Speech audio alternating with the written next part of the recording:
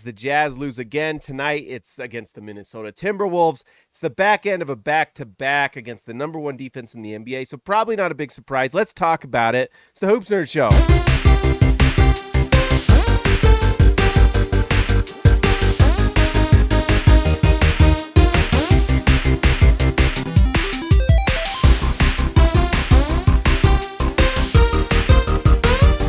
All right, before we get into this, let's just give a shout out to Prize Picks, the sponsor of the show. They Prize Picks up to $100. They will match if you use promo code HoopsNerd. So go to prizepicks.com, go sign up. It would be absolutely amazing for the channel, and it's a lot of fun. You'll get a kick out of it, I promise.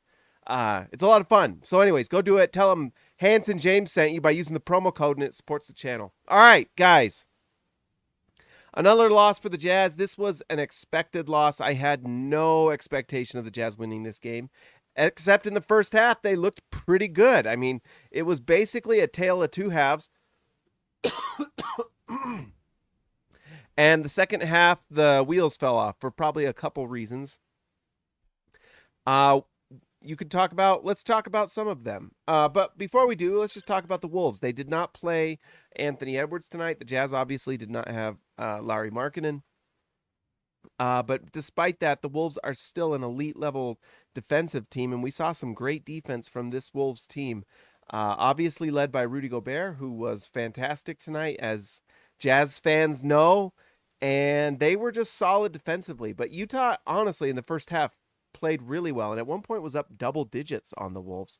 And so it's frustrating that the Jazz kind of tapered off in the second half, but that really just kind of comes down to two things. One, this was the back end of a back-to-back on the road. They had taken an overnight flight just before this. They come into this one, they're tired, and you're going up against the number one defense in the NBA. So for the fact that the Jazz were up in the first half and playing as well as they did is pretty impressive, but to fall apart in the second half is probably the most predictable thing ever with the level of tiredness this Jazz team is at, and also with some of the players that were on the floor. I don't know why. Luka Samanic was the surprise play tonight for me, and he was terrible. 1 for 4 from the field. He's just not an NBA player. I'm sorry. We have the joke Luka at home and all that, and it's fun and all that, but when you're actually relying on Luka Samanic, you're going to have a bad time. And I think we've basically seen, including our time in Summer League, in preseason play, he just does not have it. I don't even think he's better than Micah Potter on the Stars, right? You know, we see Micah Potter occasionally on this Jazz team. I would rather play Micah Potter, I'll be honest, than Luka Samanic. And I would especially, and I know, and this is probably something we need to start talking about, but, you know, Jazz fans will mention Taylor Hendricks. And so, you know, there's a debate there. In fact, let's just talk about it. And I might not go as long as tonight because it's my wife's birthday tomorrow. I've got a few things I've got to get prepared. But Luka Samanic, a lot of people online are talking about, well, why can't we play Taylor Hendricks over Luka Samanic? Well, it's a fair question, to be honest, because I think right now Taylor Hendricks is a better player than Luka Samanic, at least more potential for sure. He can definitely shoot the ball better, and he's got defensive potential that's awesome. He's just incredibly raw and is still learning the game. Now, the question is, should you play Luka Samanic over Taylor Hendricks or vice versa? I don't think that's the debate. The debate is, do you want, and it's not even, you know, it's not Luka Samanic over Taylor Hendricks. It's not even really like Johnny Juzang or whoever you have as the backup big. You know, some people have been having qualms about Simone Fontecchio playing over Taylor Hendricks, and I think that's been answered pretty clearly. I think Will Hardy answered that pretty loud and clear that Simone Fontecchio is the superior player right now. Fontecchio's played really well for the Jazz recently, and so anyways, but I think it is a fair question to ask about Samanic over Hendricks, and I think it's pretty obvious that Hendricks, if he was on the bench with this team, would deserve those minutes and probably gets them at this point to be, you know, even maybe over some minutes over Kelly Olynyk. Although I think Kelly Olynyk's playmaking is pretty vital for the second unit with how bad Colin Sexton and Talen Horton-Tucker have been as playmakers, especially Talen Horton-Tucker. I know I've been kind of the last one on THT Island, but I'm off. I sold my real estate, sold that stuff like bad crypto. I'm gone. Cut my losses. It's not good. He's not very good. It's over. It's over. And you need Kelly Olynyk to run pick and rolls, literally, because THT can't do it. It's just it's just not going to happen. And if the Jazz get any sort of trade for Taylor Horton Tucker, then they are absolute geniuses. But anyways, back to the argument. Actually, I need to actually say what my thought is. uh you can't I personally think what the Jazz are doing is because of this logic. Would you rather have Taylor Horton Tucker sitting on a bench and maybe in some games when there are injuries get like 10 minutes like Lucas Samanic got tonight?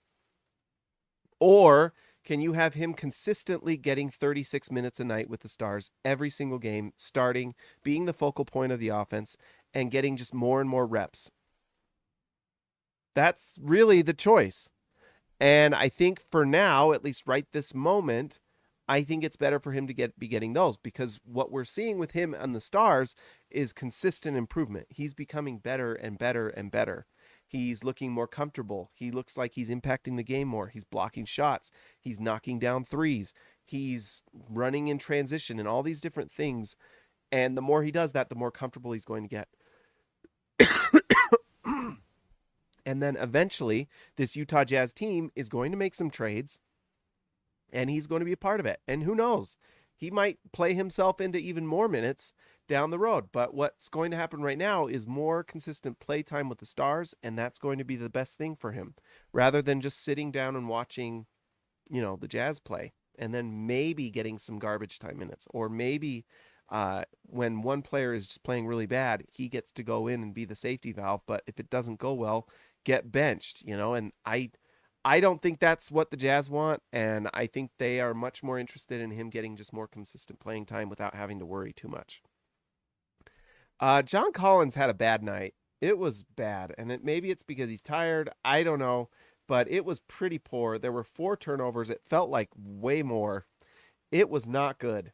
9 points, 12 rebounds. I mean, he's been a pretty consistent player for them, but he just made poor decisions multiple times. Couldn't even get some dribble handoffs and things. He passed up on multiple 3-point shots at times to get into other shots that weren't very good. It was frustrating, and he's got to play better. I tell you what, if Taylor Hendricks takes a leap, or next year he's ready, I mean, it's going to be I think sometime next season there's going to be a debate, because what Taylor Hendricks is showing us right now in the G League is great potential. It's potential, but it's great potential. And I'm excited to see that debate next year, because I think it's going to be for real.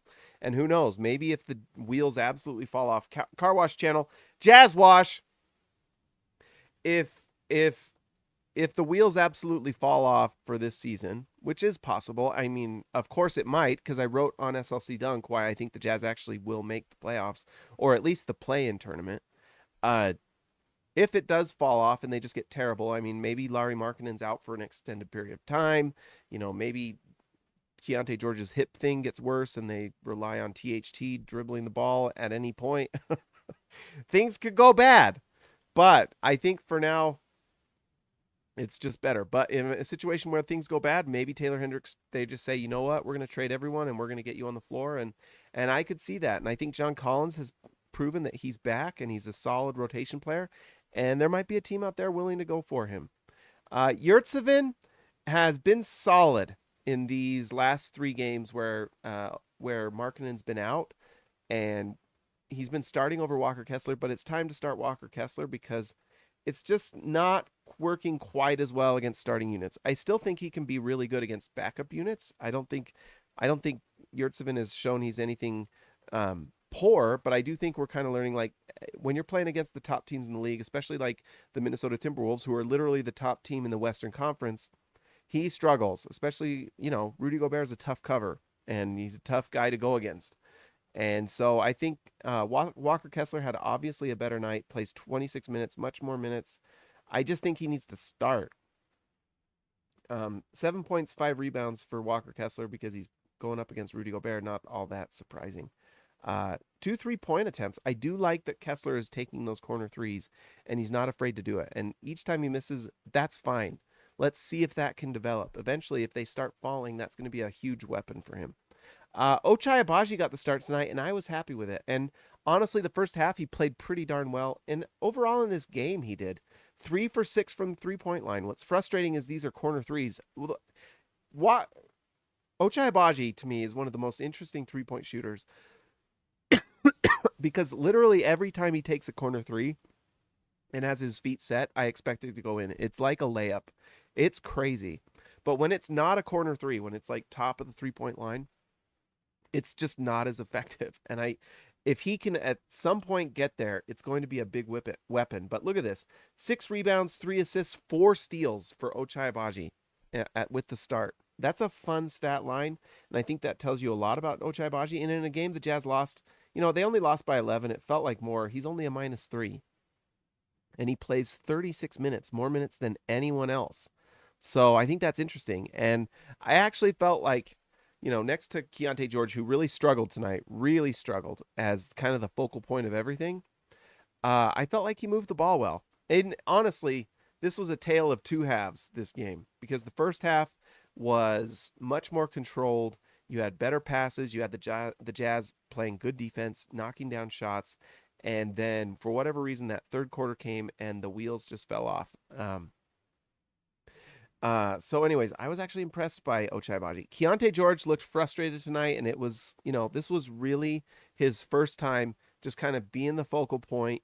He does not have the star-studded cast next to him. I mean, Simone Fontecchio's played really well. Look at this.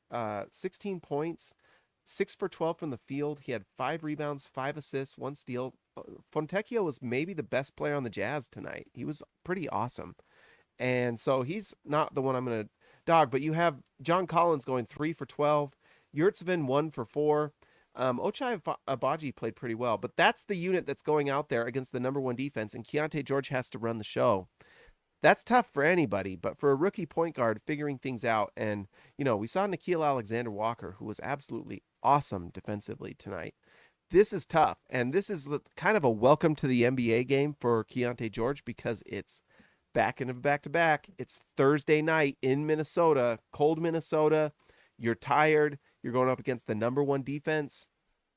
They're playing their hearts out. They're going hardcore for that #1 seed, and that's just tough. So 4 for 19 from the field tonight. 2 of these misses were bad passes from John Collins, where he put Keonte George under the hoop, but Keonte needs to pass out of that. And then the shot just was not quite falling. That's just part of it too. He did a lot of drives to the rim. That off the glass move he has and things was not falling. So this was a learning experience if there ever was for Keonte George. Him having to be the focal point, it was pretty tough. There's not a lot of release valves with this team. Walker Kessler is a nice pick and roll big, but he's not a stretch big yet. Colin Sexton and Taylor Horton-Tucker are 6th men, so once they get the ball, they're going to kind of just shoot it. And then we saw what Luka Samanic did. So pretty tough night for Keonte George. And honestly, just learning experience. This is what it's going to be like on multiple nights this season. But this is going to be good for him. Because guess what? A night like tonight probably looks really bad. And you'll probably have people on Twitter saying all sorts of things and blah, blah, blah. And Canis Hoopus put a tweet out there. And I had to reply to it as SLC Dunk. Jazz fans crying, looking at Keonte George and Walker Kessler struggle while Rudy Gobert is dominating. And sure, good job. Congrats. That's why you traded for Rudy Gobert. But this is what happens for Keonte George, and this is what's going to help him over the next few years get better. Nights like tonight will let him know what shots he should be taking, what shots he shouldn't be taking. How can he get to his spots? What are his spots? How can he work on getting more spots or figuring out what his signature move is? A lot of the things I saw tonight, very reminiscent of Donovan Mitchell's rookie season with that, going to the right side, off the basket, just out athleticism on people. And then Donovan slowly improved and got that little, elbow jumper on the free throw line that he got in the pick and roll and things like that, and just learned how to get some signature moves so you know that you can get some of those points. Keonte George is going to do the same thing, and he's starting at point guard. Not like Donovan Mitchell. Donovan Mitchell got to play shooting guard, and he was playing next to Ricky Rubio. So he had Ricky Rubio setting him up for shots. Keonte George is the guy. He's the guy. And so it's going to be tough on certain nights. And tonight was definitely one of those nights. And so what we should do is on nights like tonight when he struggles, you should accept that there's going to be more of these. There's going to be bad nights. But then on the nights where he really shines, we should just really be excited about it and embrace the small victories. Just a lesson in life. Embrace the small victories. Learn from the small failures. Small failures are just as important as small victories, and they need to be absorbed and learned from the same. But you do got to celebrate your victories for sure, and that's what we're going to do with Keyonte. Key himself, $2. It's okay. We'll get Ron Holland and go to the finals. Hey, you know what?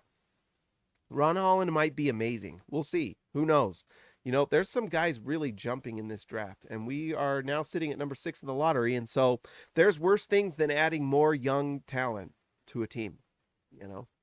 And I know that the word out there from multiple beat reporters is the Jazz are trying to win, and that's what they want to do and prove things to Lauri Markkanen and whatnot, which I think is very true. But they might just not be good enough to do what they want to do. You know, like we said, if Markkanen's out for a while, if you're not getting a lot of improvement from Walker Kessler on the corner three and things, and if we see Keonte George really struggle throughout the season as he kind of learns the ropes of the point guard position, you know, might not matter how much they want to make the playoffs if they keep losing games. In the end, you have to win the games. So we'll see.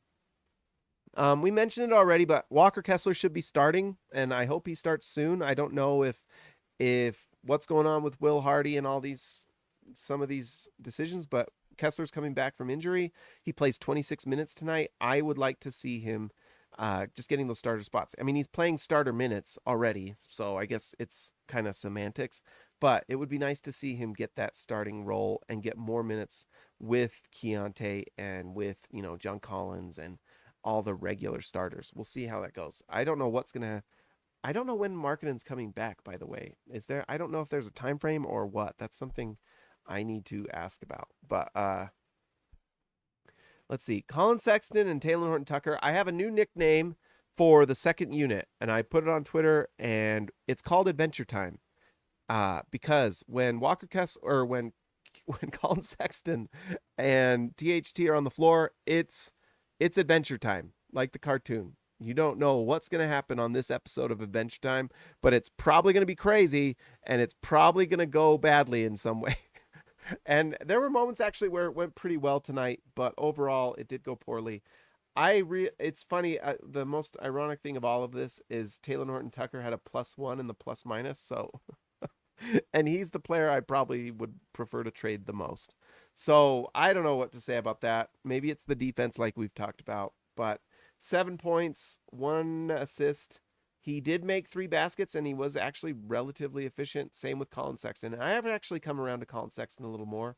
I feel like he's embracing that role that he's in on the bench a lot better.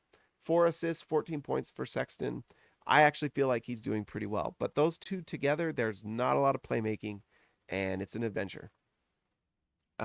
Jazz Wash 199. Can you give me a new nickname? Car Wash Channel. You are very much. We kind of did it. Didn't you want Jazz Wash? To 199. All right, guys. What should we give Car Wash Channel as a nickname? What should we do? If you want a different one, which we don't, I'm open to doing it, because not typically do we change these. These stay where they're at. But I don't feel like we've really given the full 100% effort to this one. Car Wash Channel. Dirty Jazz. Oh. That's pretty good, Outlaw Jesse James. That's pretty good. Dirty Jazz. I like that. Because why do you go to Car Wash? Is it if you're dirty? Dirty Jazz Car Wash Channel. Dirty Jazz, baby. That's kind of fun. Anyone else have any input on what they'd like to say? I'll take Jazz Wash or Delta Center Wash or Jazz Wash. All right. Let's go with Jazz Wash, baby. Let it be said from here on out. Raising the gavel. Oh, you'll take Dirty Jazz. $4.99 donation. By the way, thank you, Car Wash Channel. All right, Car Wash Channel, it's your choice. You're the one making donations, and I appreciate them. You have to make the final choice. I'm leaving it up to you as judge. Would you like Dirty Jazz or Jazz Wash? Those are the two choices. In fact, let's do a poll. Shall we do a poll? Yes. All right, we're doing a poll. Dirty Jazz, Jazz Wash. Question is, which is it for Car Wash Channel? And we will look at that. Okay. Started the poll. There's the vote. We live in a democracy still. You're allowed to make votes. And we accept the outcomes of the vote in this channel. We're not getting political here, I'll tell you what. Anyways, we mentioned Luka Samanic. I don't want to see Luka Samanic play anymore. I would rather just give more minutes to someone else. They flew out Johnny Juzang just to not play him. And so I would much rather just see Johnny Juzang play. Actually, Johnny Juzang, lights out three-point shooter, really awesome. And I would have preferred watching him. I think he would have actually had a better impact than Luka Samanic, so I'm not quite sure why he didn't. But I think Johnny Juzang should get some more minutes because if there's an opening there for him, I think he should get that. He's pretty solid, and he shoots lights out for this Stars team. Looks like Jazz Wash is winning. Anyone else want to make a vote? And so that's my thought on that. And Micah Potter did not play as well, but I think Micah Potter is also a better option than Luka Samanic. I don't get it. I'm surprised Luka Samanic even played, to be honest. All right, we're at 50-50. 50-50. Man, your votes matter in this poll. Get in there and make a vote. 50-50 on Dirty Jazz or Jazz Wash. By the way, it would be kind of cool to do a Utah Jazz themed car wash. Like, that would be actually pretty cool. And have, like, you know, all the Jazz kind of theme on the walls, murals. Whoa, Dirty Jazz taking the lead. Taking the lead.